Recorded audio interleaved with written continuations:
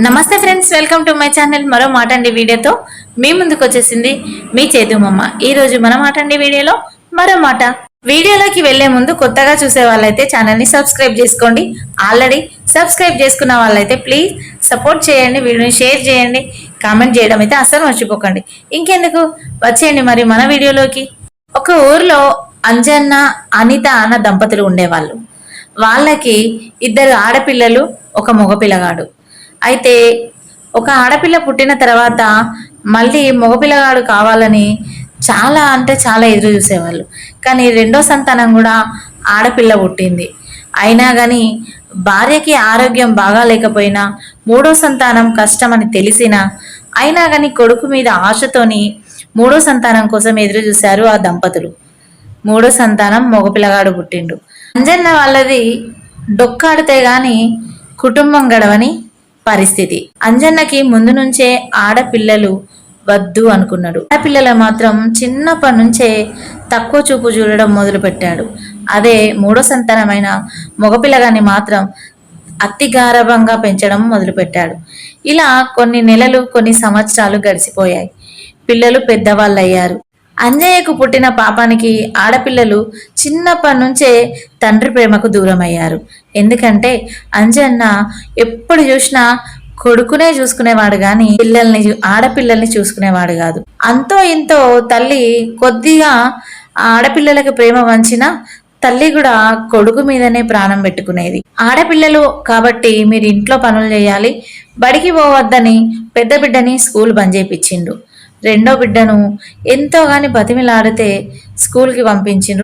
మూడో సంతానమైన మగపిల్లగాని మాత్రం ఒక మంచి ప్రైవేట్ స్కూల్లో చేర్పించి ఆ మగపిల్లగాడు ఏది అడిగితే అది కొనిచ్చుకుంటూ గారాభంగా ఆ కొడుకే మమ్మల్ని చూసుకుంటాడు, కొడుకును నెత్తి మీద పెట్టుకొని మంది బాధకు అన్నట్టు ఒక పిల్లను బల్లో చదివించి పెద్ద పిల్లను ఇంట్లో పని చేయించుకుంటూ ఉన్నారు ఆ దంపతులు. అట్లా కొన్ని సంవత్సరాలు గడిచిపోయినాయి. పిల్లలు పెద్దవాళ్ళు అయిపోయినరు. అమ్మా నాన్న ఎలా చూసినా గాని పెద్ద కూతురు మాత్రం అమ్మా నాన్న ప్రేమ కోసం, తమ్ముడు ప్రేమ కోసం చాలా అంటే చాలా ఎదురు చూసేది, ఆరాట పడేది. కానీ తమ్ముడు గాని అమ్మా నాన్న గాని అంత పెద్దగా పట్టించుకునే వాళ్ళు కాదు. తెలిసిన వాళ్ళు మిషన్ కుడతా ఉంటే వాళ్ళ దగ్గరికి వెళ్ళి కూర్చొని వాళ్ళతో మాట్లాడుకుంటూ మిషన్ నేర్చుకొని ఆ పక్కింటక్క దగ్గరికి కస్టమర్లు వచ్చి చిన్న చిన్న రిపేర్లు చేసి ఈ అక్కకి హెల్ప్ చేసేది అన్నట్టు. ఆ అక్క అంతో ఇంతో డబ్బులు ఆ అక్క దగ్గరనే జమ చేసుకొని ఆ జమ చేసుకున్న డబ్బులతోని ఒక మిషన్, సెకండ్ హ్యాండ్ మిషన్ కొనిమని చెప్పడంతో ఆ అక్క ఆమెకి సెకండ్ హ్యాండ్ మిషన్ కొనిచ్చి ఆ మిషన్ తీసుకున్నది ఆ పెద్ద కూతురు. ఇంట్లోనే బట్టలు కుట్టడం మొదలుపెట్టింది. ఇక్కడ కొడుకును మాత్రం మంచిగా పెద్ద కాలేజీలో చేర్పించి రాత్రనక పగలనక కష్టపడుతూ ఆ కొడుకును మాత్రం మంచిగా చదివిపిస్తున్నాడు ఆ తండ్రి. అమ్మ నాన్న చూపించే తేడా ఆడపిల్లలకి చాలా బాధ పెడుతుంది. చిన్న కూతురు హాస్టల్లో, పెద్ద కూతురు ఇంట్లో బట్టలు కుట్టుకుంటూ ఇంట్లో పని చేసుకుంటూ ఉంటే ఇక కొడుకు ఒక పెద్ద జులాయి అవుతాడు. ఎందుకంటే వాడు ప్రైవేట్ కాలేజీలో చిన్నప్పటి నుంచి అతి గారాబంతో డబ్బంటేనే విలువ లేకుండా పెంచుతారు కొడుకుని. ఎందుకంటే కొడుకు మమ్మల్ని చూసుకుంటారు, రేపు మేము చేస్తే తల కొరిగి పెడతాడు, మమ్మల్ని పోషిస్తాడు అని కారణాలు చెప్పుకుంటూ ఈ ఆడపిల్లల్ని బాధ పెట్టేటోళ్ళు అమ్మా నాన్న. అంజయ్య చెల్లెలు ఒకరోజు వచ్చి నీ పెద్ద కూతుర్ని మా ఇంటి కోడలుగా చేసుకోవాలి అనుకుంటున్నామన్నా అని చెప్తుంది. దాంతో అంజయ్య అంటాడు, నేనైతే రూపాయి ఇయ్యను, నా దగ్గర ఒక్క రూపాయి లేదు, నేను అప్పు తెచ్చి పెళ్లి చెయ్యను, చెల్ల మొహం మీదనే చెప్పేస్తాడు. దాంతో నీ గురించి నాకు తెలుసన్నా, నువ్వు చిన్నప్పటి నుంచి ఆడపిల్లల్ని ఎలా చూస్తానవో, మగపిల్లగాన్ని ఎలా చూస్తున్నావో నాకు తెలుసు. బంగారం లాంటి ఒక ఆడపిల్ల మీ ఇంటి నుంచి వస్తుంది, అది చాలు అని ఆ అత్తమ్మ అంటది. ఎంత మంచి అత్తమ్మ! ఇవాళ రేపు అలాంటి అత్తమ్మలు దొరకడు కూడా ఆడపిల్లల అదృష్టమే అనుకోవాలి. కొడుకు మాత్రం ఒకరోజు అంజయ్య మీద పెద్ద బాంబే వీల్చిండు. ఒక పిల్లని పెళ్లి చేసుకొని వచ్చిండు. అదంతా నాకు తెలియదు నాన్న, నాకు ఇష్టమైంది, ఆమెకి ఇంట్లో సంబంధాలు చూస్తాను, వాళ్ళ ఇంట్లో ఆమె చెప్పింది కానీ నా మీద వాళ్ళకి నమ్మకం లేక చెయ్యము అన్నారట. నేనైతే ఆ పిల్లని తీసుకొచ్చేసిన, ఇప్పుడు మా బాధ్యత నీదే అని అమ్మ నాన్న దగ్గర ఉంటాడు కొడుకు. పెళ్లి వేసుకొని వచ్చినప్పటి నుంచి పని లేదు, అమ్మా నాన్నను కనీసం తిన్నరా అన్నది కూడా లేదు. ఆ కోడలు కూడా గడుగ్గా వచ్చింది.